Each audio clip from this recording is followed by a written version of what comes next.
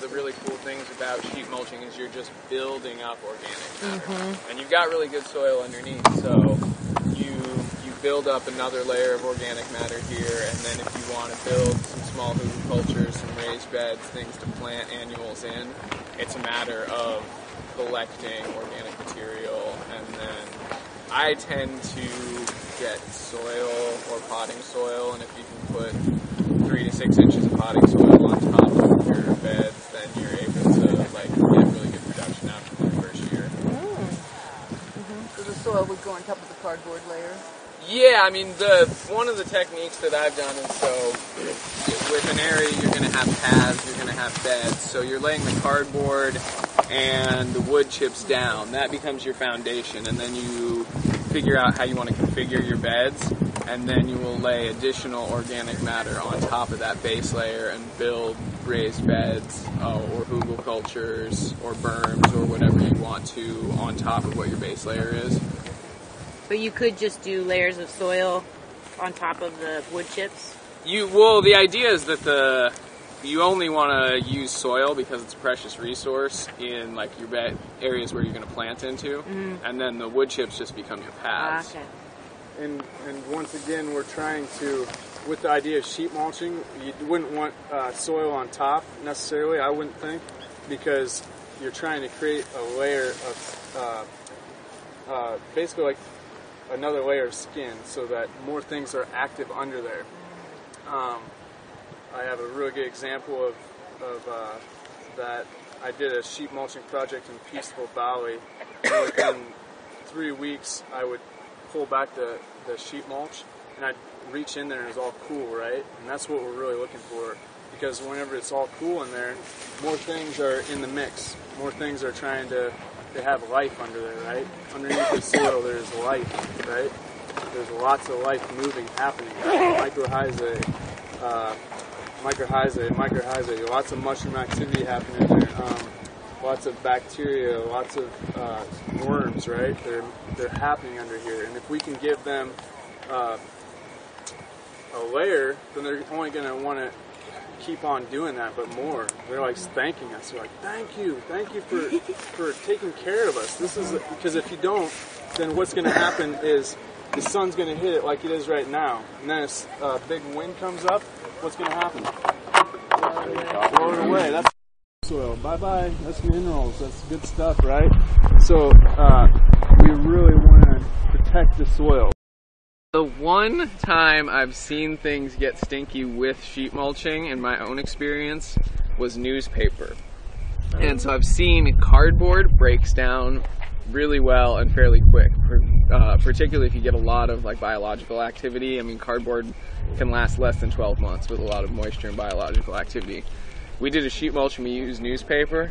I peeled it back 3 years later, opened it up, and you could like read about what was happening 3 years ago. Was it the glossy stuff, or was it? No, it was just regular newspaper, but I got to admit, I heard it from Paul Wheaton. He told a story in our PDC about how someone had layered all this newspaper around a fruit tree, and they were like, well, why is my fruit tree unhealthy? And it's a phenomenon called glaying, where it creates an impermeable layer similar to clay, where you're not getting moisture and nutrient exchange in between like the organic matter that you've piled on top of the newspaper and the stuff that's taking place underneath the newspaper. That might have been something. I mean, but if you put dirt on top instead of wood chips, could that also? If there's not exchange between your barrier layer, because what you're doing with the cardboard is you're creating a barrier. What you're doing is you're putting the comfrey and the grass underneath, and that's nutrients that's going to feed back into the soil so that worms and other biological activity are going to break that down and create fertility in the soil. And then above the cardboard, you're building organic matter on top.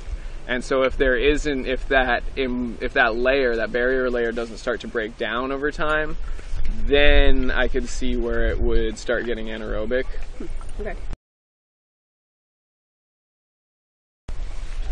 Mulch, a little bit of nitrogen. So this is mulch. You just mulch that pile, right? So what we did was we went down, cut a bunch of concrete down by the stage. We were trying to stack functions so we could watch music, right?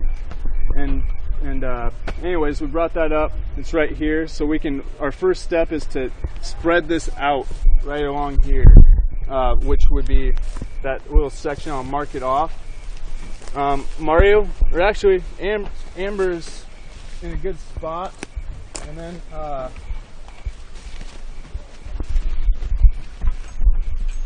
this pole. So what we'll do is get your gloves on, if you have gloves. We can start. Somebody could help me start peeling some tape. Yeah, start peeling some tape on the cardboard, because we don't want any tape on the cardboard. I'm gonna go grab more gloves. Yeah. Okay.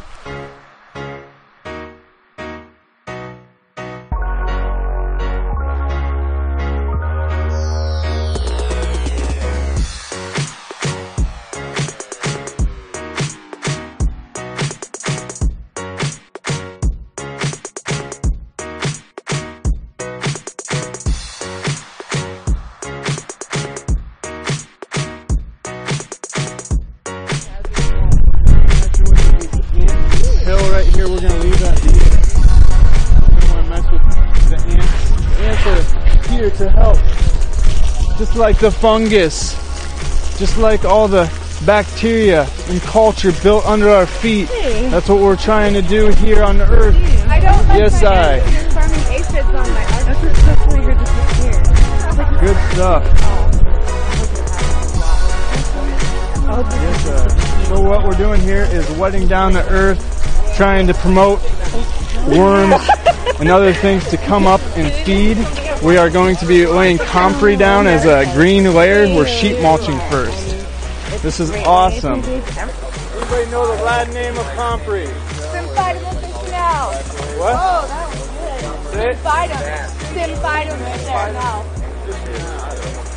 Okay, we're going to take some comfrey from over there. You can actually pluck it like this, guys, if you want. Okay. Just rip it, not at the base of it, but at just the leaf. Yeah. Just like that. But if you go for the base, it's hard to pull it. Right. So convert your back. Convert your back. Work smarter, not harder.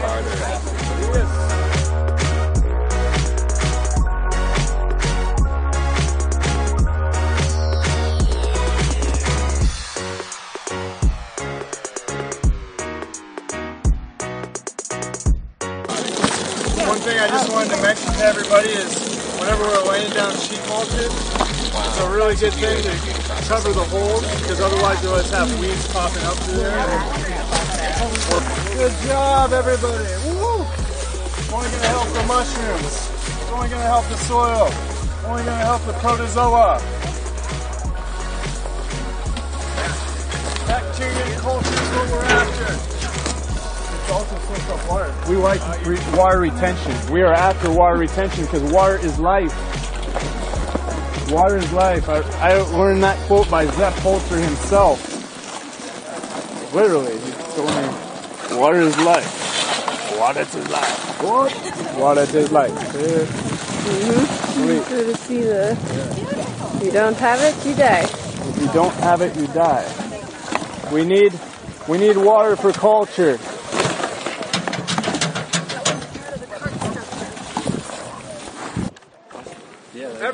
Every permaculturist is different, so you might do another sheet mulching project, and it might not be the same. Oh man, dang, it's not the same, what? You just follow Gabe's things, step by step by step. No man, it's like, everybody's different, it depends. So it depends on what you want. What do you want, you know? How do you want it to look? Imagine. Use your imagination. What kind of resources you got to use? What kind of resources you got to use? Thank you.